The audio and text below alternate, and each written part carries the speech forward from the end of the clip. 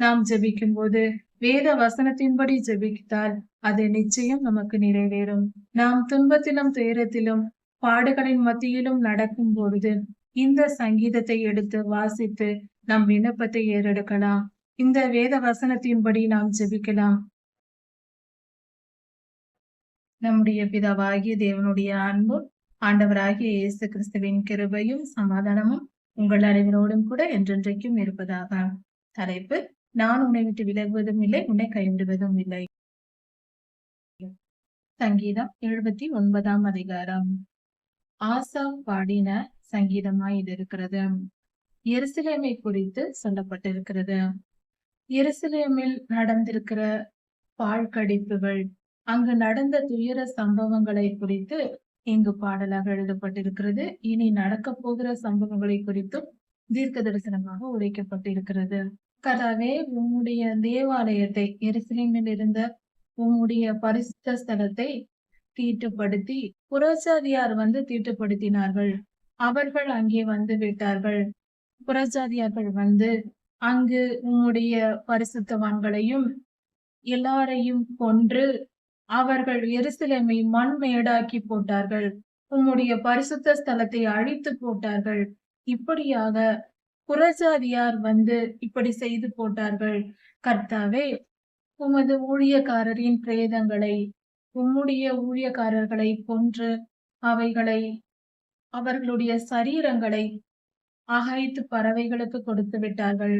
உம்முடைய பரிசுத்தவான்களை கொன்று அதை மிருகங்களுக்கு போட்டு விட்டார்கள், அவர்கள் சரீரத்தை. இப்படியாக நடந்திருக்கிறது, தீங்கு நடந்திருக்கிறது. உம்முடைய கோபம் எதுவரைக்கும் சுவாமி? நீர் இவ்வளவு கோபமாய் இருப்பானேன் என்று சொல்லுகிறார். அதாவது கர்த்தருடைய கோபம் இஸ்ரவேல் ஜனங்கள் மீது வந்த பொழுது இப்படியாக நடக்கிறது. எருசலேமை சுற்றிலும் அவர்களுடைய இரத்தத்தை தண்ணீரை போல அவர்கள் ஊற்றினார்கள். இப்படியாக அவர்கள் கொல்லப்பட்டார்கள். அவர்களுடைய சரீரங்களை எடுத்து அடக்கம் பண்ணுவதற்கும் ஆளில்லை. அப்படியாக கிடந்தார்கள். கர்த்தாவே, நீர் எதுவரைக்கும் கோபமாயிருப்பீர்? எங்கள் அயலாருக்கு நாங்கள் நிந்தையாகவும் எங்கள் சுற்றுப்புறத்தாருக்கு நாங்கள் விரும்பத்தகாதவர்களாகவும் பரியாச சொல்லாகவும் மாறி போனோம். கர்த்தாவே, எங்களுடைய நிலை இப்படியா இருக்கிறது. எங்களை விரும்புவார் இல்லை, எங்களை யாரும் புரிந்து கொள்வார் இல்லை. எங்களை எப்பொழுதும் நிந்தித்துக் கொண்டே இருக்கிறார்கள். எதுவரைக்கும் கர்த்தாவே? உம்முடைய கோபம் எதுவரைக்கும்? நாங்கள் எந்த அளவுக்கு தாங்க முடியும் சுவாமி? உம்முடைய எரிச்சல் எப்பொழுது தீரும்? உம்முடைய கோபம் எப்பொழுதும் பற்றி எரியுமோ? என்ன நடக்கும் சுவாமி? காப்பாற்றும். உம்மை அறியாத ஜாதிகள் மேலும் உம்முடைய நாமத்தை தொழுது கொள்ளாத ஜனங்கள் மீதும் உம்முடைய கோபத்தை ஊற்றிவிடும் கர்த்தாவே. எங்கள் மேல் கிருபையாயிருந்து எங்களை காப்பாற்றும். உம்மை அறியாதவர்களும் உம்மை தொழுது கொள்ளாதவர்களும் யாக்கோபின் சந்ததியை பட்சித்தார்களே, அவர்கள் மிகவும் தீங்கு செய்தார்களே எங்களுக்கு. அதை நினைத்து உம்முடைய கோபத்தை அவர்கள் மேல் ஊற்றிவிடும். கர்த்தாவே, நாங்கள் மிகவும் தாழ்த்தப்பட்டு போனோம். நாங்கள் மிகுந்த தாழ்ந்த நிலையில் கிடக்கிறோம். இஸ்ரவேலராகிய நாங்கள், உம்முடைய ஜனமாகிய நாங்கள் தாழ்த்தப்பட்டு கிடக்கிறோம். கொடுமைகளையும் வேதனைகளையும் போராட்டங்களையும் அனுபவித்து சோர்ந்து போய் தாழ்த்தப்பட்டு கிடக்கிறோம். நாங்கள் பூர்வ காலத்தில் செய்த அக்கிரமங்களை நினையாதிரும். அதை நினைத்து பார்க்க உம்முடைய இரக்கங்கள் எங்களுக்கு சீக்கிரமாய் கிடைக்கட்டும். கர்த்தாவே, உம்முடைய இரக்கங்களை எங்களுக்கு சீக்கிரமாய் தாரும். எங்கள் பழைய அக்கிரமங்களை நினைக்காதிரும். எங்கள் பழைய அக்கிரமங்களை நினையாதிரும். எங்களை காப்பாற்றுகிற தேவனாய் நீர் இருக்கிறீர். நீரே எங்கள் இரட்சகர். அப்படி இருக்கும் பொழுது உம்முடைய நாமத்தின் மகிமையின் நிமித்தம் எங்களுக்கு உதவி செய்யும். நாங்கள் உம்முடைய பிள்ளைகள் அல்லவா? உம்முடைய பிள்ளைகளாகிய நாங்கள் உம்முடைய பெயரை சுமந்திருக்கிறோம். பார்க்கிறவர்கள் கர்த்தருடைய பிள்ளைகள் இவர்கள் என்று சொல்வார்கள் அல்லவா? அதற்காக எங்கள் மீது இரக்கமாயிரும். எங்களை நன்றாக வையும், ஆசீர்வதியும். உமது மகிமையின் நிமித்தம் எங்களுக்கு உதவி செய்து உம்முடைய நாமத்தின் நிமித்தம் எங்களை காப்பாற்றி எங்களை துன்பத்திலிருந்து விடுவித்தருளும். எங்கள் பாவங்களை எல்லாம் நிவர்த்தியாக்கும். அப்படி நீர் எங்களுக்கு செய்யும் பொழுது நாங்கள் உம்முடைய நாமத்தை துதித்து மகிழ்வோம். எங்கள் பாவங்களை நிவர்த்தியாக்கும். புறஜாதிகள் உம்முடைய தேவன் என்பே என்று எங்களை நோக்கி சொல்வானேன். கர்த்தாவே, நாங்கள் படுகிற பாடுகளை பார்த்து அவர்கள் உம்மை குறித்து சொல்வார்களே, அவர்களுடைய தேவன் எங்கே, அவர்களை காப்பாற்றவில்லையா என்று சொல்வார்களே. அதற்காக எங்களை காப்பாற்றும். எங்களை மீட்டுக் கொள்ளும். எங்களை துன்பத்திலிருந்து விடுவித்தரலும். உம்முடைய ஊழியக்காரர்களின் ரத்தம் சிந்தப்பட்டிருக்கிறதே, அதற்காக நீர் பழிவாங்கும் சுவாமி. நியாய தீர்ப்பை கட்டளையிட்டருளும். உம்முடைய ஊழியர்களின் இரத்தத்திற்கு பதில் தாரும். அவைகள் எங்கள் கண்களுக்கு முன்பாக நாங்கள் பார்க்கும்படி செய்யும். எங்களை அவ்வளவாய் வேதனைப்படுத்தினார்களே. கட்டப்பட்டிரு வேதனையோடு பெருமூச்சு விடுகிற ஜனங்களை நினைத்து பாரும். சிறைப்பிடித்து கொண்டு போய் அவர்களை கொடுமைப்படுத்தி இருக்கிறார்கள். அதையெல்லாம் அவர்கள் பார்த்து நீர் பார்த்து கொண்டிருக்கிறீர் சுவாமி. அவர்கள் வேதனையை, எங்கள் ஜனத்தாராகிய உம்முடைய பிள்ளைகளின் வேதனையை நீர் அறிந்திருக்கிறீர். அவர்களை சிறைச்சாலையில் கட்டப்பட்டு வைத்திருக்கிறார்கள். சிறைச்சாலையில் வைத்திருக்கிறார்கள். அவர்கள் கட்டப்பட்டவர்களாய் இருக்கிறார்கள். உம்முடைய ஜனமாகிய உம்முடைய பிள்ளைகளை நீர் காப்பாற்றும். அவர்களை விடுவித்தருளும். கொல்வதற்காக கொலை செய்யப்பட வேண்டும் என்று உம்முடைய பிள்ளைகளை பிடித்து வைத்திருக்கிறார்கள் சுவாமி. பணைய கைதிகளைப் போல பிடித்து வைத்திருக்கிறார்கள். அப்படிப்பட்டவர்களை நீர் உயிரோடே காப்பாற்றும். அவர்கள் உயிருக்கு எந்த சேதமும் வராதபடிக்கு நீர் அவர்களை காப்பாற்றும். உம்முடைய ஜனமாகிய உம்முடைய பிள்ளைகளை காத்தருளும். அவர்களுடைய பெருமூச்சு, அவருடைய ஜெபங்களும், அப்படிப்பட்டவர்களுடைய ஜெபங்களும் உம்முடைய சன்னதியில் வந்து சேருவதாக. கர்த்தாவே, கிருபை கூர்ந்து உம்முடைய ஜனத்தின் ஜெபத்தை கேட்டருளும், காத்தருளும். ஆண்டவரே, எங்கள் அயலார்கள் எங்களை நிந்தித்தார்களே, எங்களை துன்பப்படுத்தினார்களே, எங்களை எவ்வளவு வேதனைப்படும்படி பேசினார்கள், நிந்தித்தார்கள். அவர்களுடைய நிந்தனை பேச்சுகளை நீர் அறிந்திருக்கிறீர். எங்களை அவ்வளவாய் நிந்தித்தார்களே.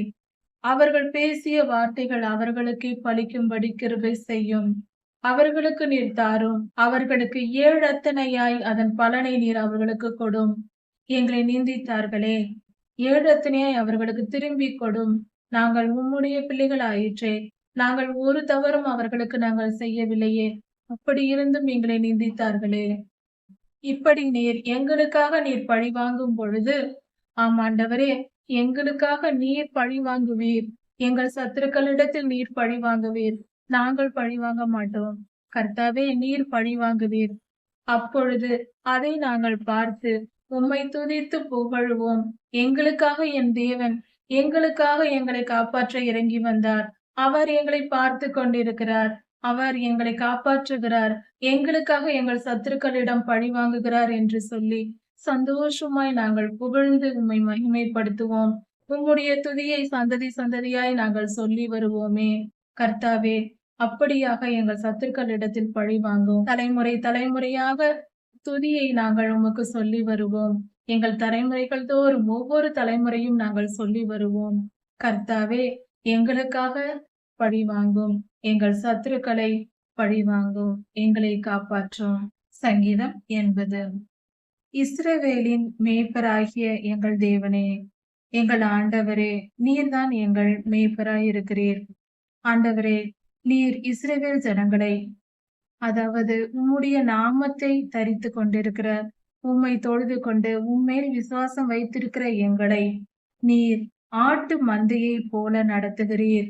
ஆண்டவரே, ஒரு மேய்ப்பன் ஆடுகளை மேய்த்து பாதுகாத்து வழி நடத்துவது போல அந்த ஆட்டு மந்தைகளை போஷித்து எல்லாவித காரியங்களையும் கவனித்து பாதுகாத்து வருவது போல நீர் எங்களை பாதுகாக்கிறீர். அப்படிப்பட்ட எங்கள் தேவனே, நாங்கள் செய்கிற ஜெபத்தை கேட்டருளும். கேருபீன்கள் மத்தியில் வாசம் செய்கிற எங்கள் தேவனே, பிரகாசியும். எங்கள் மேல் மனமிரங்கும். எப்ராயிம், பென்யமீன், மனாசே என்பவர்கள் மேல் உம்முடைய வல்லமையை எழுப்பும். எங்கள் சத்துருக்களின் மேல் நீர் உம்முடைய வல்லமையை எழுப்பி எங்களை பாதுகாக்க வந்தருளும். எங்களை பாதுகாத்து பத்திரமாய் காத்து கொள்ள வேண்டும் சுவாமி. நீர்தான் எங்களுக்கு தேவை. அப்பா பிதாவே, ஆண்டவரே, எதுவரைக்கும் எங்கள் மேல் நீர் கோபமாய் இருப்பீர்? எங்கள் விண்ணப்பத்திற்கு விரோதமாக எங்கள் ஜெபத்தை கேட்காமல் நீர் எதுவரைக்கும் எங்கள் மேல் கோபமாய் இருப்பீர்? இஸ்ரவேலராகிய உம்முடைய ஜனத்திற்கு கண்ணீராகிய அப்பத்தையும் கண்ணீரை ஆகாரத்தை போல கொடுத்திருக்கிறீர். அதிக கண்ணீரை திராட்சரசம் போல கொடுத்திருக்கிறீர். சுவாமி, அழுது அழுது மடிகிறார்கள். அந்த அளவுக்கு அதிகமாய் கண்ணீர் விடும் அளவுக்கு அவர்கள் துன்பத்தை நாங்கள் அனுபவித்துக் கொண்டிருக்கிறோம். இஸ்ரவேலராகிய கர்த்தருடைய பிள்ளைகளாகிய நாங்கள், கிறிஸ்தவர்களாகிய நாங்கள் அனுபவித்துக் கொண்டிருக்கிறோம். எங்கும் போராட்டமாய் இருக்கிறது. கர்த்தாவே, எதுவரைக்கும் நீர் எங்கள் மேல் கோபமாய் இருப்பீர்? எங்கள் ஜெபத்திற்கு பதில் தராமல் இருப்பீர்? எங்கள் அருகில் இருக்கிற, எங்கள் பக்கத்தில் இருக்கிற அந்நியர்களுக்கு நாங்கள் வழக்காக இருக்கிறோம். எங்களைப் போல எங்களை கவனித்து பார்த்து கொண்டிருக்கிற எங்கள் மத்தியில் வாசம் பண்ணுகிற ஜனங்கள் எங்களை வழக்காக எண்ணுகிறார்கள். நாங்கள் அவர்கள் பேச்சுக்கு காரணங்களாய் மாறி போயிருக்கிறோம். எங்கள் எதிரிகள் எங்களை கிண்டல் செய்கிறார்கள். எங்களை பரியாசம் பண்ணுகிறார்கள். அவர்கள் எங்களை கேவலமாக பேசுகிறார்கள்.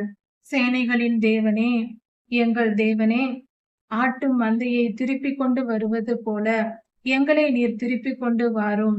நீர் எங்கள் மேல் இரக்கம் வைத்து எங்களை நீர் ஆதரிக்கும் பொழுது நாங்கள் சந்தோஷம் அடைவோம். உமது முகத்தை எங்கள் மேல் பிரகாசிக்க பண்ணும். எங்களை நோக்கி பாரும் சுவாமி. அப்பொழுது நாங்கள் பாதுகாக்கப்படுவோம். உம்முடைய பார்வை எங்கள் மேல் பட்டால் போதும், நாங்கள் பாதுகாக்கப்படுவோம். கர்த்தாவே, நீர் எகிப்திலிருந்து ஒரு திராட்சை செடியை கொண்டு வந்து அதை நாட்டினீர். ஜாதிகளை துரத்தி விட்டு அதை நாட்டினீர். அதாவது இந்த திராட்சை செடி என்ற உவமை இஸ்ரவேலரை குறிக்கும். இஸ்ரவேலர்கள் திராட்சை செடியாக என்று சொல்லப்படுகிறார்கள். அதற்கு இடத்தை ஆயத்தப்படுத்தினீர். அதற்கென்று இடத்தை கொடுத்தீர். அப்பொழுது அந்த திராட்சை செடி நன்கு வளர்ந்து அது பெருகிற்று. வளர்ந்து செழிப்பாய் வளர்ந்தது. நன்றாக வேரூன்றி அது தேசம் எங்கும் படர்ந்தது. அதனுடைய நிழலால் மலைகளும் மூடப்பட்டது. மலைகளை விட உயரமாக வளர்ந்து அது மலைகளுக்கும் நிழல் தரும்படியாக வளர்ந்து நின்றது. அந்த திராட்சை செடியின் கிளைகளால் கேதுரு மரங்களும் மூடப்பட்டது. அப்படி என்றால் இந்த திராட்சை செடி என்று சொல்லப்படுவது இஸ்ரவேல் ஜனங்களை குறிக்கும். அந்த இஸ்ரவேல் ஜனங்கள் எகிப்திலிருந்து கொண்டு வரப்பட்டு கானானில் வைக்கப்பட்டவர்கள். அவர்களுக்கு தேசமாக கானான் தேசம் கொடுக்கப்பட்டது.